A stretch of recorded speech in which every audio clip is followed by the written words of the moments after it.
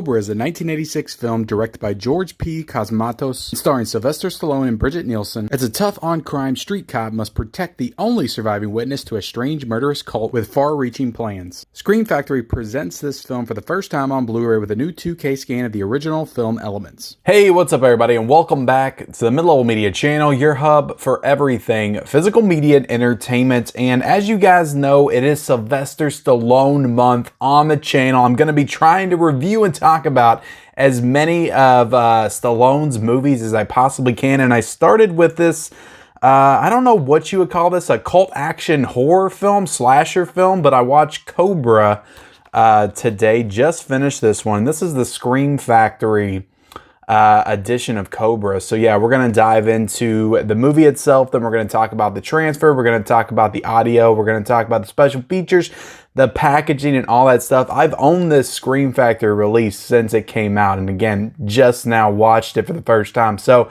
can't wait to dive into that one with you guys. But before we do it, I want to ask that if you are not yet a subscriber to the Mid-Level Media channel, this is your first time discovering me here. If you looked up Cobra reviews, Stallone reviews, and you found me, hit the subscribe button. Also, be sure to like this video and comment down below if you've got any thoughts on Cobra. I want to hear about them in that comment section below. And also be sure to turn on those bell notifications for all future videos. So let's go ahead and jump into Cobra, guys. So yeah, Cobra, this film starring Sylvester Stallone, directed by the same guy that did Rambo 2, George P. Cosmatos, and he also did Tombstone, which I have a review for on the channel as well. So we will be talking about Rambo 2. I'm going to be reviewing every single Rambo film on 4K, and I'm super excited to do that. But I wanted to jump into one of his more lesser known titles, I guess what you would say, because I've got a few of those in the collection that I want to get into. So I wanted to make sure I watched Cobra first. And right off the top, guys, I really enjoyed this movie. I enjoyed this one a lot. It's interesting, especially like with the genre shifts. It does feel very different than anything that I've seen before. Kind of starts off with an action sequence, but then it leans really heavy into the slasher genre, which I do enjoy. Like, it's nighttime, there's people that are stalking women in their cars, they're breaking in, they're cutting them, they're stabbing them in their necks, they're pulling them out of their cars. It's like this group that's just like stalking people in the streets in the city in like a van, and all that stuff's really cool. And yeah, like I said, they really lean into the slasher elements. Like, they're wearing these masks, they're just stabbing people, they're cutting them up. It's really cool. I love the way that this opens up. There's even a hospital sequence where they're trying to get Bridget Nielsen's character, and they're killing people in the hospital. That reminds me of like Halloween 2 and just other great horror movies with good hospital settings.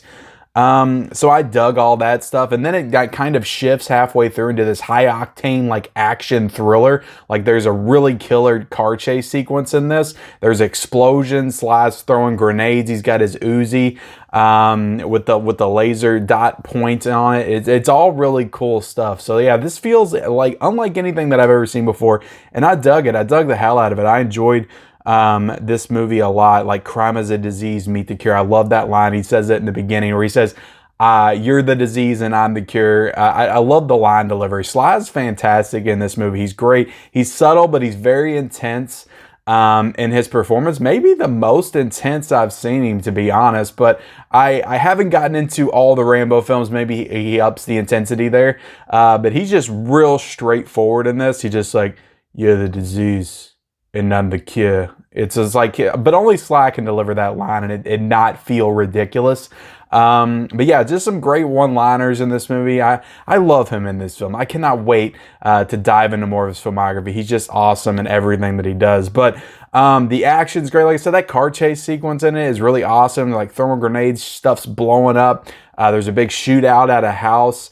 There's another car chase sequence. There's a couple car chase sequences in this movie. There's a big finale in this that was very reminiscent of Terminator 2, but it takes place in like a steel mill, and there's like, you know, the melted steel and the fire and the flames and the sparks flying everywhere. It just reminded me of Terminator 2 a lot. So I love that.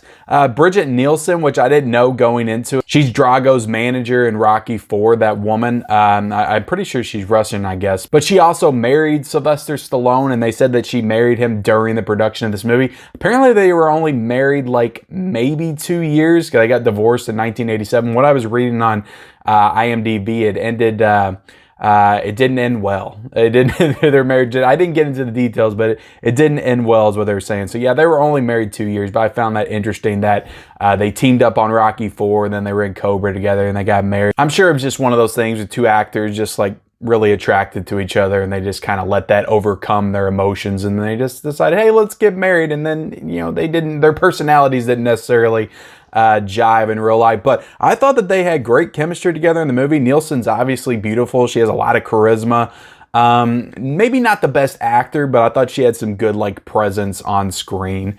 But she doesn't really have to do much as far as acting. She really plays as more like the damsel in distress. She's the girl that witnesses the murder, and then he has to protect throughout the movie, and then they kind of come together in that way. So she's more or less just being protected by Sly throughout the whole movie. She's not doing any of the badass action sequences herself, but she does have to drive in one of the car chase sequences. So I guess she took part in that way. But yeah, I enjoyed the hell out of this movie. I'll be honest, I really liked it a lot. It's got a good supporting cast in it. You got the guy from Hellraiser in the movie that I recognize him from. I know he's been in some other movies. I'm trying to get his name because he wasn't a special feature, but Andy Robinson was in the film.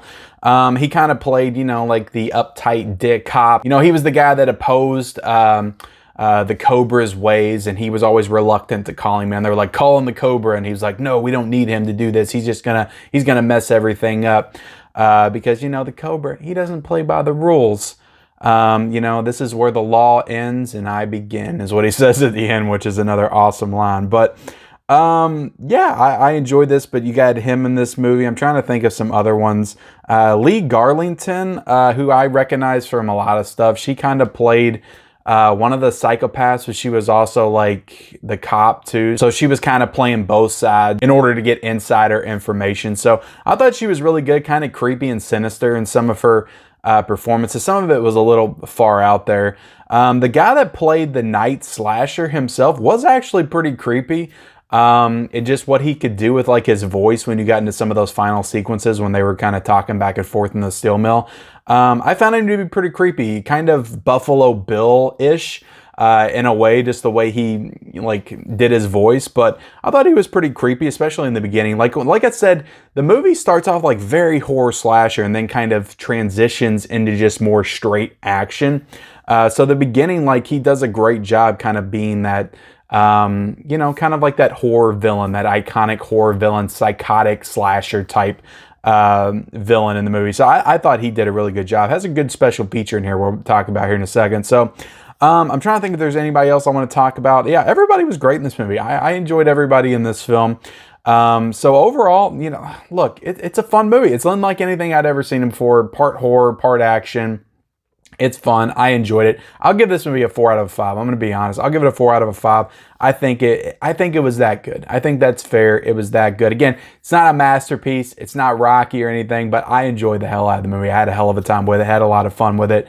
So I'll give it that much. Doesn't overstay its welcome. It's only 86 minutes, so I like that about it too. You get in, like it really hits with everything. It's not too story driven, but there is a pretty good story in here that I enjoy.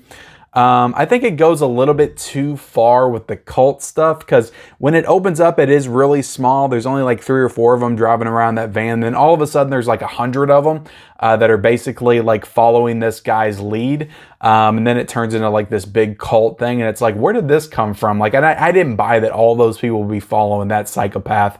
I didn't buy him as like this charismatic leader that can get a bunch of people to follow him.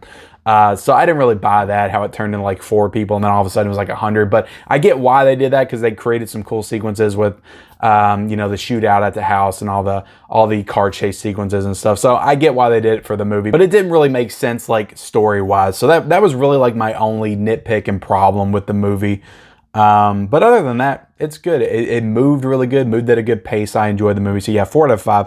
I think it's pretty fair. So getting into the transfer. So like I said in the opening, this is a new 2K scan of the original film Elements. I thought the transfer was really solid, good facial detail.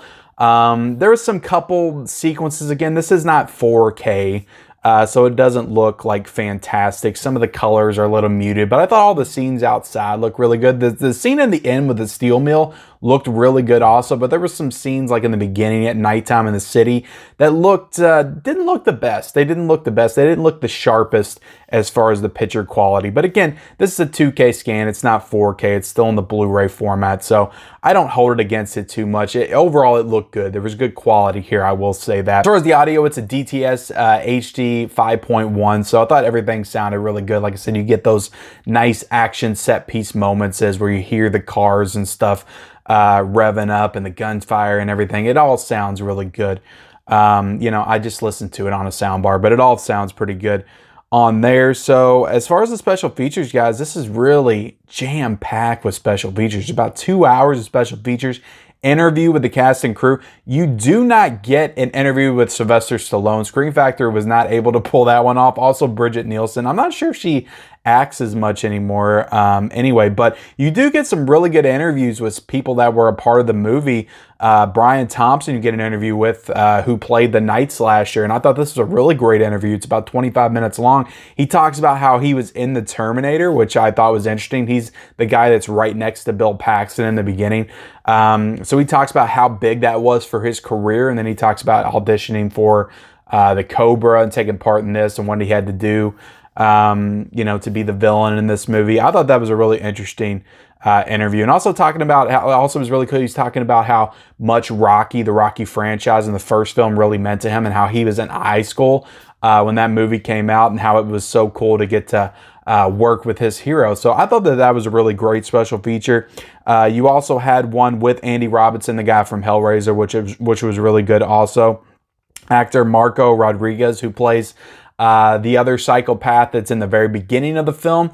So that was a cool one. The one that I thought was maybe the most interesting was the one with the actress Lee Garlington, because she had some interesting things to say about Sly, maybe throwing just a little bit of shade, but she kind of backpedals a little bit towards the end.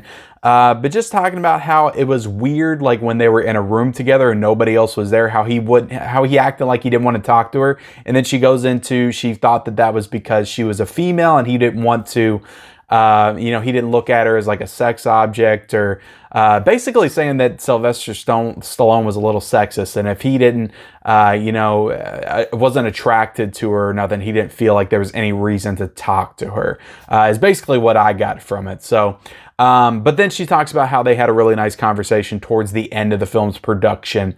So she kind of backpedals on that, but I thought that that was an interesting little thing to put in the special feature. But she's really candid about it. She's like, look, here's my experience with Sylvester Stallone. I think he's a pig. He's a dirtbag. No, she doesn't say that, but she said that in like the nicest way possible. But that's what I got from that interview. So that was kind of interesting. And then you get another interview with the actor Art LaFleur, who played the other police captain. So also an audio commentary with director George P. Cosmatos, which I didn't listen to that one, but that's cool in there. So yeah, tons of special features in this. If you count the audio commentary, there's at least 3.5 hours of like new interviews and commentaries in this. So the Screen Factor did a hell of a job with those interviews. You also get vintage featurettes, teaser trailer, theatrical trailer, still galleries, the works, the whole thing with this. So overall, this is a really nice set. I think that this is going for like $12.99 right now. You're not going to get this badass slipcover, but the artwork on this is insane. Super awesome. But I'll show you the back right here so you can look at the special features. One thing though, this does not have reversible cover art, which is disappointing because you usually get that with the Screen Factory stuff. But yeah, if you order it off of Amazon, you'll probably just get it like this. Maybe you'll be lucky and get the slipcover, but this is only $12.99, so it's not bad price at all for a new Screen Factory release. But there you have it, guys. That's my review of the Screen Factory Blu-ray of Cobra and the movie. Had a hell of a time in this movie. I really enjoyed it, and I can't wait to jump into more of Sylvester Stallone's filmography. Definitely look out for more Sylvester Stallone reviews. We're going to be doing Rambo reviews. We're going to be talking Rocky franchise. We're going to be talking Demolition Man for sure, and some of the other obscure Sly Stallone movies. So definitely look forward to that in Stallone month, in the month of April. So appreciate you guys watching. Please like this video. Comment down below any thoughts you have on Cobra. Also be sure to subscribe to my channel if you haven't already. Turn on those bell notifications and follow me on all my social media accounts. Those links are in the description, and we'll see you next time.